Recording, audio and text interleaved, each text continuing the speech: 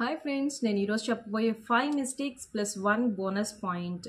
ఇవి రెండు కూడా మీ ఛానల్ని డిలీట్ అవ్వకుండా లేకపోతే ఫ్రీజ్ అవ్వకుండా కాపాడతాయండి. సో ఈ మిస్టేక్స్ మీరు అస్సలు చేయకండి, ఎందుకంటే నా ఛానల్ నియర్ టు మానిటైజేషన్ ఉన్నప్పుడు యూట్యూబ్ వాళ్ళు డిలీట్ చేశారు అండ్ 1 ఇయర్ ఫ్రీజ్ చేశారు. సో ఈ మిస్టేక్స్ మాత్రం మీరు అస్సలు రిపీట్ చేయకండి.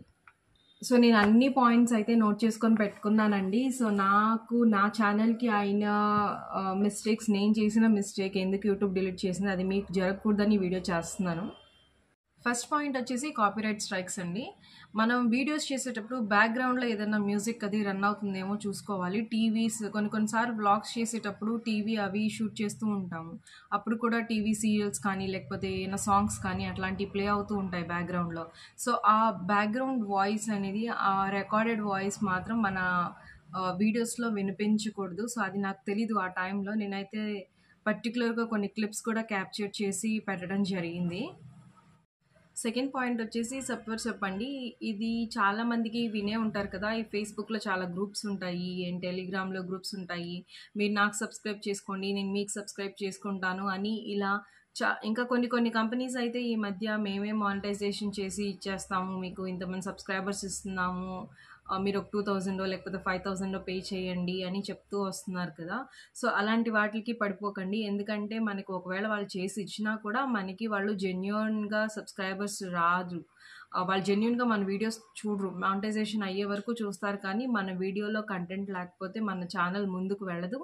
అండ్ మానిటైజేషన్ అయ్యాక మన ఛానల్లో ముందు వచ్చిన వ్యూస్ రాకపోయినా కూడా మానిటైజేషన్ ఆగిపోయే ఛాన్సెస్ కూడా ఉంటాయి. సో ఈ మిస్టేక్ మీరు మళ్ళీ రిపీట్ చేయకండి. అండ్ థర్డ్ మిస్టేక్ వచ్చేసి వేరే వాళ్ళ పెద్ద ఛానల్స్లోకి వెళ్ళి అక్కడ నా ఛానల్ గురించి మాట్లాడటము, నేను నా ఛానల్ని సబ్స్క్రైబ్ చేసుకోండి అని చెప్పడము, ఇలాంటి మిస్టేక్స్ అండి. ఇలాంటివి అస్సలు చేయకూడదు. వేరే వాళ్ళ ఛానల్లో డైరెక్ట్గా కానీ ఇండైరెక్ట్గా కానీ మీరు నా ఛానల్ సబ్స్క్రైబ్ చేసుకోండి అని అలాంటి అసలు మనం అడగకూడదు. సో ఇది చాలా బేసికల్గా చేస్తూ ఉంటాము. ఏంటంటే వేరే వాళ్ళ ఛానల్, నేను కూడా ఇలాంటి వీడియోసే చేస్తున్నాను అయినా వ్యూస్ రావట్లేదని, అది ఇండైరెక్ట్గా అడిగినట్టు అవుతుంది. లేదంటే డైరెక్ట్గా నా ఛానల్ కూడా సబ్స్క్రైబ్ చేయండి అని కొంతమంది రాస్తూ ఉంటారు. నేను ఛానల్ పెట్టి 3 years బ్యాక్ కాబట్టి అప్పుడు అంత నాలెడ్జ్ లేదు వీటి మీద. అప్పుడు బేసికల్గా most of the people were doing this అనమాట. సో అలా అని ఆ మిస్టేక్ మీరు అసలు ఇప్పుడు రిపీట్ చేయకండి. మీరు కొత్తగా ఛానల్ పెట్టిన వాళ్ళైతే జెన్యూన్గా ఉండండి, జెన్యూన్గా ఛానల్లో వీడియోస్ చేసుకుంటూ వెళ్ళండి, వాళ్ళే సబ్స్క్రైబర్స్ పెరుగుతారు. ఇప్పుడు ఈ వీడియో పెడుతున్నాను కదా, క్రియేటివ్ మోమ్ జే అని, ఆ ఛానల్లో కూడా నేను అసలు ఎక్కడ ఒక వీడియో కూడా సోషల్ మీడియాలో అంటే వాట్సాప్లో కానీ ఫేస్బుక్లో కానీ అదర్ ప్లాట్ఫామ్స్లో నేను అసలు షేర్ చేయలేదు. ఎందుకంటే నేను పోయినసారి చేసిన మిస్టేక్స్ మళ్ళీ చేయకూడదని అనుకుంటున్నాను. బికాజ్ నేను చాలా ఎఫర్ట్స్ వేస్తున్నాను నా ఛానల్ గ్రో అవ్వడానికి. అందుకని నేను ఎక్కడ షేర్ చేయలేదండి. నాకు జెన్యూన్ సబ్స్క్రైబర్స్ కావాలని వెయిట్ చేస్తున్నాను. ఈ ఛానల్కి ఇప్పుడు నాకు ప్రస్తుతానికి ఒకే సబ్స్క్రైబరే ఉన్నారు. అండ్ ఐ హోప్ నా ఛానల్ ముందుకెళ్తుందని అనుకుంటున్నాను. సో మీరు కూడా లైక్ చేయండి, సబ్స్క్రైబ్ చేసుకోండి నా ఛానల్కి. అండ్ మన ఫోర్త్ పాయింట్ వచ్చేసి కన్సిస్టెన్సీ అండి. కన్సిస్టెన్సీ అంటే మన సబ్స్క్రైబర్స్కి తెలిసి ఉండాలి ఈరోజు ఈ టైంకి మనం వీడియో పెడతాము అని. అసలు ఆ కన్సిస్టెన్సీని మిస్ అవ్వకూడదు. ఈరోజు ఒక వీడియో పెట్టి 10 days తర్వాత ఇంకొకటి, 1 month తర్వాత ఒకటి. ఈ మిస్టేక్ నేను చేశానండి, చాలా సార్లు చేశాను. ఒక్కొక్కసారి అయితే 3 months 4 months కూడా వదిలేసినట్టు ఉంటుంది. ఇలా చేయడం వల్ల ఏమవుతుందంటే యూట్యూబ్ మన వీడియోస్ని సజెషన్ లిస్ట్లోకి పంపించదనమాట. అంటే వీళ్ళు అంత జెన్యూన్గా లేరు, అంత హార్డ్ వర్క్ చేయట్లేదు అనే సిచ్యువేషన్ వాళ్ళకి యూట్యూబ్ ఆల్గరిథంకి అర్థమయ్యి మన వీడియోస్ని రికమెండ్ చేయదు. అలా చేయనప్పుడు అంత గ్యాప్ తీసుకొని 3-4 months గ్యాప్ తీసుకొని లేకపోతే 1 month గ్యాప్ తీసుకున్నాక మన సబ్స్క్రైబర్స్ కూడా మనల్ని అంతగా, మన ఛానల్ పేరు కూడా మర్చిపోయే ఛాన్సెస్ కూడా ఉంటాయి. నేను వేరే ఛానల్ని ఎవరినన్నా ఫాలో అవుతున్నాను అనుకోండి, వాళ్ళు ఒక మంత్ పెట్టలేదంటే నేను ఛానల్ పేరు కూడా మర్చిపోతాను ఒక్కొక్కసారి. So consistency is very important. మీరు డైలీ వీడియోస్ పెట్టకపోయినా పర్వాలేదు, 2 daysకి ఒకటో లేకపోతే 3 daysకి ఒకటో. ఇప్పుడు ఈ ఛానల్లో నేను every Friday and Saturday night 9 o'clockకి వీడియో పెట్టాలి అని అనుకుంటున్నాను. సో అదే నేను ఫాలో అవ్వాలనుకుంటున్నాను. ఎందుకంటే నాకొక చిన్న 2 ఇయర్స్ బేబీ ఉంది. తనతో నేను పని చేసుకుంటూ ఇంట్లో పని గానీ, తనని పట్టించుకోవడం కానీ, నా హస్బెండ్‌ని పట్టించుకోవడం కానీ, ఇవన్నీ చేసుకునేటప్పటికి నాకు చాలా టైం కన్జ్యూమ్ అవుతుంది. అందులో కూడా ఈ వీడియోస్ షూటింగు, ఎడిటింగు చాలా చాలా టైం పడుతుంది. అంత టైము నాకు అందులో హడావిడిగా చేసేయాలి. నేను రోజు పెట్టాలన్న హడావుడిలో మనం మంచి టాపిక్స్ కూడా తీసుకోలేము. అందువల్ల every 3 days or 4 days or weekly twice మనం పెట్టినా కూడా సరిపోతుంది. అండ్ ఈవెన్ యూట్యూబ్ ఆల్గోరిథం కూడా చెప్తుంది ఏంటంటే 1 డే, 2 డేస్ గ్యాప్ ఇవ్వండి వీడియోస్‌కి. సో దట్ మన మన సబ్స్క్రైబర్స్ ఉంటారు కదా! వాళ్ళు ఇన్ కేస్ మన వీడియోస్ చూడలేకపోతే ఒక 2, 3 డేస్ ఉంటే ఆల్గోరిథం ఏం చేస్తుందంటే మన వీడియోని సజెస్ట్ చేస్తుంటుందనమాట. అప్పుడు సబ్స్క్రైబర్స్ చూసే ఛాన్సెస్ ఎక్కువ ఉంటాయి అని మినిమమ్ 1 డే అన్నా గ్యాప్ ఇవ్వండి. అండ్ ఫిఫ్త్ పాయింట్ ఏంటంటే sharing video wrongly in every social media.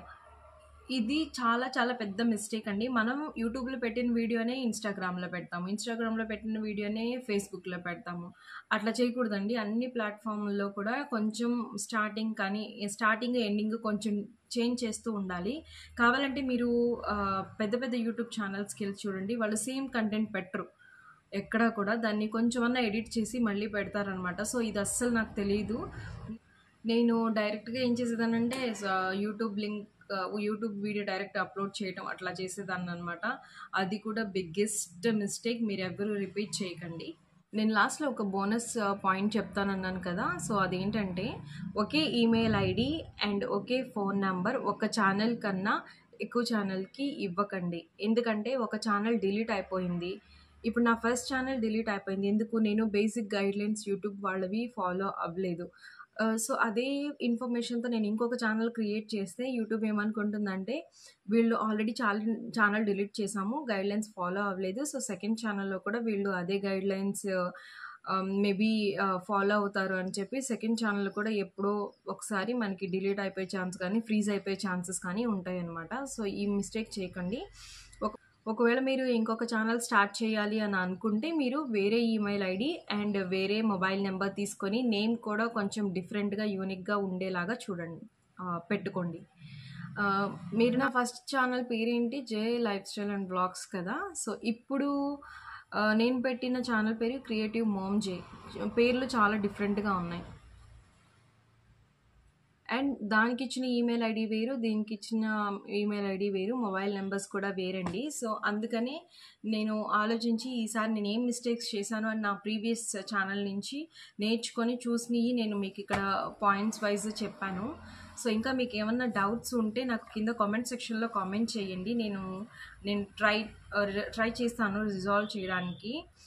And I hope ఈ వీడియో మీ అందరికీ నచ్చిందని నేను అనుకుంటున్నాను.